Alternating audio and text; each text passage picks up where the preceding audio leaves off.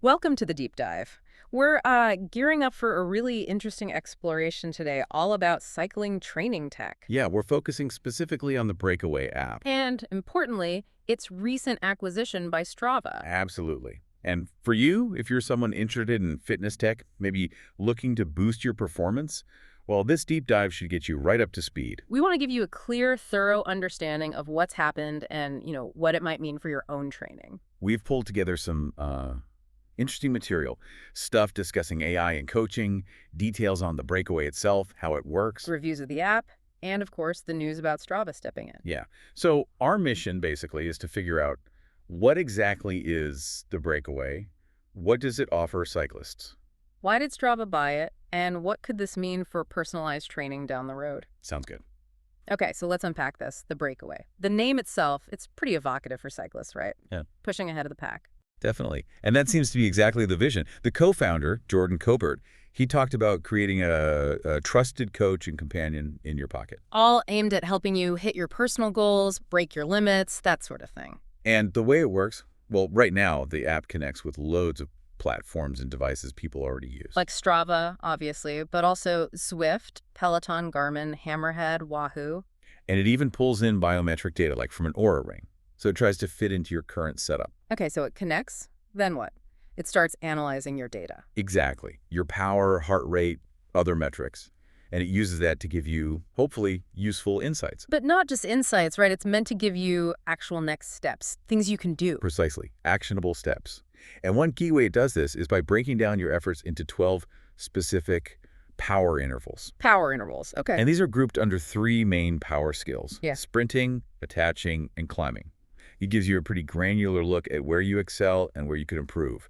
And I heard it does something interesting with benchmarking. It's not just comparing you to others. Right. It benchmarks your efforts against what's considered possible for you personally. Ah, okay. So it factors in your age, gender, weight. Yeah, and crucially, these benchmarks adapt over time as you get fitter. It's focused on your potential. That feels important. And it tracks your PRs, your personal records, across those 12 skills. It does. So you can see how you're developing in different kinds of cycling efforts. Now, how does it help you actually get better? Does it suggest workouts? Yes, it offers challenges. These are focused on improving specific power intervals. And they have video tips. I saw Christian Van de Velde mention. That's right. Tips from Van de Velde, which is a nice touch.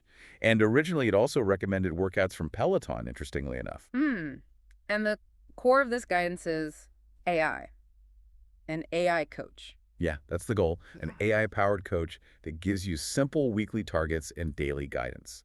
It's trying to be more than just a data dashboard. And it looks beyond just the ride data, too. You mentioned Aura. Exactly. It incorporates things like heart rate variability, currently from Oura, to get a more complete picture of your readiness and recovery. Helps you make smarter training calls, presumably. That's the idea. Oh, and it also has team features, if you like that social motivation, training with friends. Right. But let's circle back to the AI. That seems pretty central. It really is. The vision, according to Cobert, was using generative AI to make truly personalized coaching accessible, both scalable and, affordable. So immediate feedback 24/7. Yeah, and the ability for the AI to constantly learn, adjust your plan based on tons of data, your preferences, your biofeedback. He described it in an interesting way, didn't he? Something like an AI-enabled UX that knows when to ask for input and when not to. Yeah, suggesting it's more intuitive than just a chatbot constantly pinging you. Makes sense. And there was this framework mentioned, the 6 C's of coaching. Right. Content, customization, cadence, communication, compassion, and channel. Covert argued AI could really boost the first 4. Content, customization, cadence, communication. Yeah, providing tailored info, structuring training, consistent interaction. AI is good at that stuff. Compassion, though. That's trickier for AI. We'll come back to that. But clearly there was belief in this AI approach. They raised funding, right? They did. $2.9 million in seed funding back in early 2022. So investors saw potential. And users seem to like it, calling it a virtual coach. Yeah, feedback seems positive. And that brings us to the 5K Runner blog.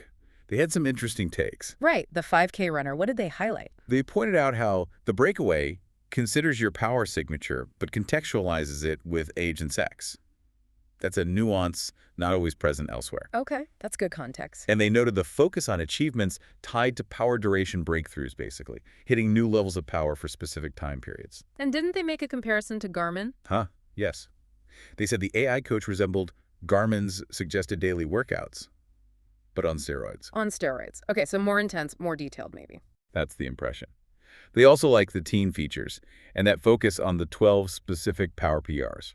So their overall conclusion was? That while you might find some individual features elsewhere, the whole package is unique, putting it all together in that AI-driven way. Which I suppose leads us neatly into why Strava got interested. Exactly. So the acquisition, May 22nd, 2025. And as you mentioned, this came after Strava had already bought Runna. Yeah, the running app. So it definitely looks like part of a bigger strategy, not just a one-off purchase. Strava's CEO, Michael Martin, basically said the Breakaway is a perfect fit for the Strava subscription. And that it helps users hit their cycling goals. Pretty clear statement of intent there. It seems like the missions just lined up well. Breakaway helping people improve, Strava motivating active lives. There's a strong overlap. And check out this stat. Breakaway users who connected to Strava. They uploaded twice as many activities as the average Strava site. Wow, twice as many. That's huge engagement. Tells you something, doesn't it? Yeah. Highly engaged users are gold for a platform like Strava. So why did Strava make the move? What are the theories? Well, first, obviously, enhancing the experience for their huge cycling user base, giving them better tools. Makes sense. Keep the cyclist happy and subscribed. Which leads to the second point, revenue. Bolstering that subscription income. The 5K runner explicitly suggested it was a way to shore up its subscription revenues. Right. Make the subscription more valuable, harder to cancel. Third, integrating these dynamic, goal-focused training tools directly, moving beyond just being a place to log rides. Becoming more of a training partner. Kind of. And fourth, you can't ignore the AI. Getting hold of the Breakaway's AI coaching tech is a big strategic asset for the future. And they got the team, too. Kober and Yugawa came across. Yep, the co-founders and the team joined Strava. That knowledge transfer is really important. Okay, so looking ahead, what happens now? How might we see Breakaway features appear in Strava? That's the big question, isn't it? We could see that personalized training guidance integrated right into the main Strava feed or dashboard. Imagine that AI coach, always there, learning from your data on Strava. Providing that super personalized advice. It feels like where things are heading, training that adapts constantly to you, your body, your preferences. But what about the human element? Coaching isn't just numbers and algorithms, is it? No, definitely not. And Colbert himself highlighted this, that C for compassion. AI struggles there. Yeah, that empathy, the motivation, understanding the why behind the data, that seems very human. It does. So maybe the future isn't AI replacing coaches, but acting as a kind of co-pilot. A co-pilot, I like that. Handling the complex data analysis, finding patterns. Freeing up human coaches, or even just you as the athlete, to focus on the bigger picture, the motivation, the emotional side. Interesting. And the 5K runner had a prediction about the integration pace. Yeah, they speculated the Breakaway app might initially remain a bit separate, at arm's length, from the main Strava app. So maybe a gradual integration rather than a sudden merge. Perhaps. We'll have to wait and see how Strava plays it. Okay, so let's try and sum up this deep dive. All right. So the Breakaway really brought this innovative, AI-powered approach to cycling training.